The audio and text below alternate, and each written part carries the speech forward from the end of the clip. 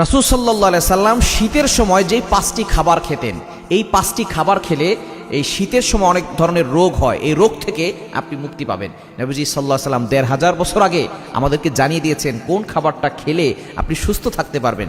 এই শীতের মৌসুমে বর্তমানে কিন্তু অনেক বেশি শীত পড়ছে। আমরা উত্তরবঙ্গে প্রোগ্রামে যাই, তো আমরা সেখানে দেখি প্রচুর পরিমাণে শীত।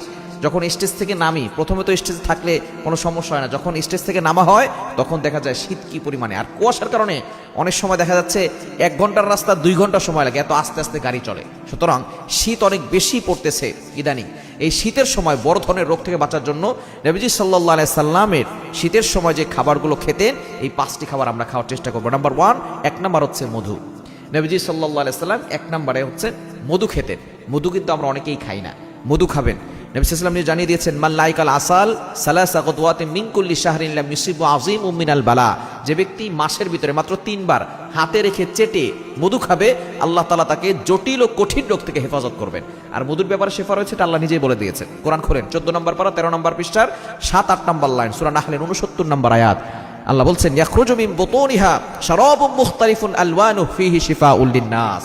এর ভিতরে আল্লাহ তাআলা শেফা দিয়েছেন। সুতরাং 1 নম্বর খাবার সেটা হচ্ছে মধু। 2 নম্বর খাবার হচ্ছে আপনি খেজুর খাবেন। খেজুরের ভিতরে অনেক ভিটামিন রয়েছে। নবী সাল্লাল্লাহু আলাইহি ওয়াসাল্লাম বলেছেন, খেজুরের ভিতরে নিয়ামত আছে, বরকত আছে। এটা শুধু শীতের সময় না, আপনি গরমকালেও খাবেন। এবং খেজুরের ভিতরে এমন শক্তি আছে, নবীজি সাল্লাল্লাহু আলাইহি ওয়াসাল্লাম জানিয়ে দিয়েছেন, অনেক বড় ধরনের রোগও এই খেজুর দ্বারা ভালো হয়। এবং আজওয়া খেজুর যে ব্যক্তি প্রতিদিন 7টা করে খাবে, সাপে কামড় দিলেও এই সাপের বিষ পানি হয়ে যাবে। নবী সাল্লাল্লাহু আলাইহি ওয়াসাল্লামের সহিহ হাদিস। সুতরাং এই খেজুর খাওয়ার চেষ্টা করবেন, প্রতিনিয়ত খেজুর খাবেন, আপনার যৌবন ঠিক থাকবে, আপনার যৌবন কখনো নষ্ট হবে না। এবং 3 নাম্বার, নবীজি সাল্লাল্লাহু আলাইহি ওয়াসাল্লাম লাউ খেতে পছন্দ করতেন। লাউ কিন্তু এই শীতকালীন অনেক জায়গায় আমরা লাউ পাই।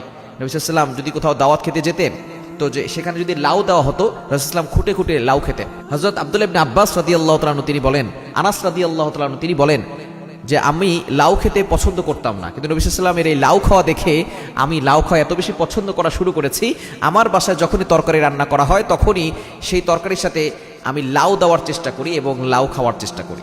রাসূল সাল্লাল্লাহু আলাইহি ওয়াসাল্লামের সুন্নাহ এটা বাস্তবায়ন হবে, আপনি সুস্থ থাকতে পারবেন। লাউ খাবেন, 3 নাম্বার খাবার লাউ। 4 নাম্বার জাইতুন ফল খেতেন এবং জাইতুনের তেল আপনার শরীরে মালিশ করবেন। এই জাইতুনের ব্যাপারে আল্লাহ তাআলা কোরআনুল কারীমের ভিতরে আয়াত নাযিল করেছেন, সূরা 3, ওয়াত-তিন ওয়াজ-জাইতুন। এই জাইতুন খাবেন, জাইতুন তেল আপনি ব্যবহার করবেন, দেখবেন আল্লাহ তাআলা আপনাকে এই শীতকালীন এই বড় বড় রোগ থেকে আল্লাহ তাআলা আপনাকে হেফাজত করবেন।